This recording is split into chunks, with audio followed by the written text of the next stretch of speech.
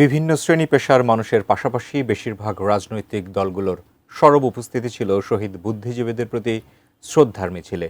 এ সময় তারা অভিযোগ করেন, নির্বাচনের মাধ্যমে দেশের মানুষ যখন গণতান্ত্রিক বাংলাদেশ নির্মাণের স্বপ্ন দেখছে, সেই সময় আবার নতুন করে শত্রুরা হত্যাকাণ্ডে মেতে উঠেছে।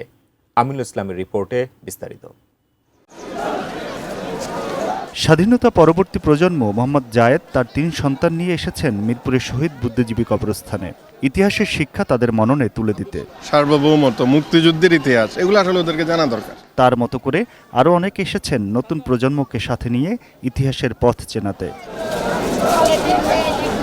যাদের হাতে ইতিহাসকে সঠিকভাবে রাষ্ট্র ব্যবস্থায় বয়ে নিয়ে যাওয়ার দায়িত্ব, সেই রাজনৈতিক দলগুলোরও বেশ সরব উপস্থিতি ছিল শ্রদ্ধা নিবেদনের এই মিছিলে।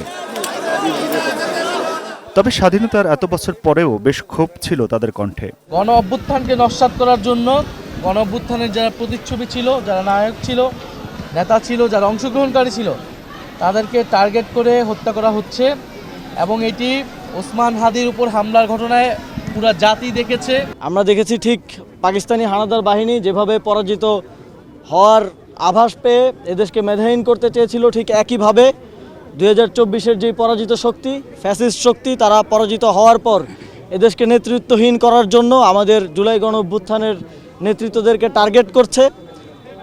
তার অংশ হিসেবে ওসমান হাদিকে গুলিবিদ্ধ করা হয়েছে। তিনি এখন জীবন মৃত্যুর সঙ্গে পাঞ্জা লড়ছেন। স্বপ্ন দেখছে মানুষ একটি নির্বাচনের মাধ্যমে একটা গণতান্ত্রিক বাংলাদেশ নির্মাণ করবে।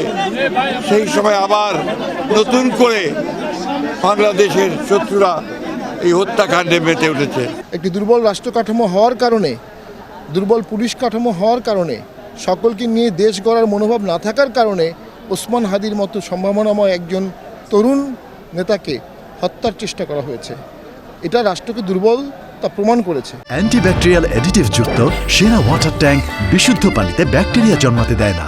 ৭১-এর স্মৃতিকে খাটো করে বাংলাদেশের কোনো শক্তি নূতন করে ক্ষমতার স্বপ্ন দেখছে। আজকের এই প্রতিবাদ আমাদের এই পুষ্পমাল্য, নূতন করে শপথ আমাদের সেই শক্তিকে মোকাবেলা করার। যেন এই দেশটা আজাদির লড়াইয়ের ধারাবাহিকতায় স্বাধীন থাকে। শরীফ ওসমান হাদির মতো এই ধরনের জাতীয়তাবাদী দেশপ্রেমিক মানুষকে যেন গুলিবিদ্ধ হতে না হয়। বাংলাদেশের ইতিহাস যেন বদলে না যায়। আমরা যেন আজাদির লড়াইটা চালিয়ে যেতে পারি। রাজনীতির মাঠে স্বাধীনতার পরের প্রজন্ম সবার উপরেই রাখতে চান দেশ স্বাধীন করতে জীবন দেওয়া সেই সূর্য সন্তানদের। 24-এর গণ অভ্যুত্থানের যে আকাঙ্ক্ষা, সেটা 71 সালের আকাঙ্ক্ষারই ধারাবাহিকতা। এবং যারা 24-কে 71-এর বিরুদ্ধে দাঁড় করাতে চাইছে, তারা আসলে বাংলাদেশে এই গণ অভ্যুত্থানের চেতনা, গণ অভ্যুত্থানের আকাঙ্ক্ষার বাইরে চলে যেতে চাইছে। তাদের নিজস্ব রাজনৈতিক এজেন্ডা সামনে নিয়ে আসছে। এইটা বাংলাদেশের মানুষ গ্রহণ করবে না। আমাদের বুদ্ধিজীবীরা যেভাবে আমাদের আজাদির স্বপ্ন দেখতো, নতুন বাংলাদেশের স্বপ্ন দেখতো, ইনসাফের স্বপ্ন দেখতো, স্বাধীন বাংলাদেশে ঠিক সেভাবে যারা বুদ্ধিজীবী হবে তারা সেই লিগাসি মেনটেন করবে। কিন্তু আমরা দেখতে পেয়েছি পরবর্তীতে কিছু বুদ্ধিজীবী তারা ফেসিবাদের পারপাস সার্ভ করেছে। শহীদ বুদ্ধিজীবীরা যে গণতান্ত্রিক, উন্নত ও সমৃদ্ধ বাংলাদেশ গড়ার স্বপ্ন দেখেছিলেন, সেই স্বপ্ন বাস্তবায়নে এগিয়ে যেতে চান নানা আদর্শে গড়া রাজনীতিবিদরা।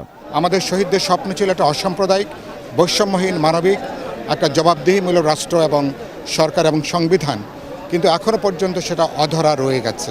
তরুণ প্রজন্ম গণতন্ত্র, বৈষম্যহীনতা এবং সাম্যের স্বপ্ন দেখে, তার অবশ্যই মুক্তিযুদ্ধের চেতনা বাস্তবায়ন করেই এগিয়ে যাবে এবং মুক্তিযুদ্ধ বিরোধী সব ধরনের শক্তিকেই তারা পরাজিত করবে। 1971 সালে যে মহান মুক্তিযুদ্ধ হয়েছিল, সেই যুদ্ধ কিন্তু বাংলাদেশে একবারই এসেছে। তাই আমরা 1971-এর যেই মহান মুক্তিযুদ্ধের চেতনা, সেটাকে লালন করতে চাই। একই সাথে 24-এর গণ অভ্যুত্থানের মাধ্যমে বাংলাদেশের যে একটি নতুনভাবে বিনির্মাণ করার যে সুযোগ আমাদের এসেছে, সেই সুযোগটাকে আমরা কাজে লাগাতে চাই।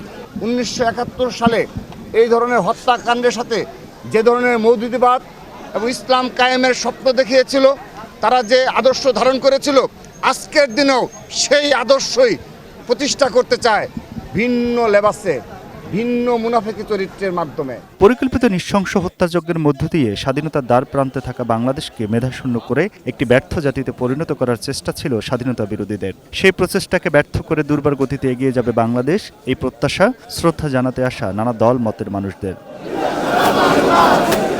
1971 সালে নিশ্চিত পরাজয় জেনে এদেশের সূর্য সন্তানদেরকে বেছে বেছে হত্যা করেছিল পাক হানাদার বাহিনী।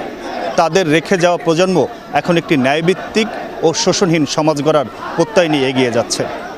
শহীদ বুদ্ধিজীবী কবরস্থান থেকে আমিনুল ইসলাম, এটিএন নিউজ, ঢাকা।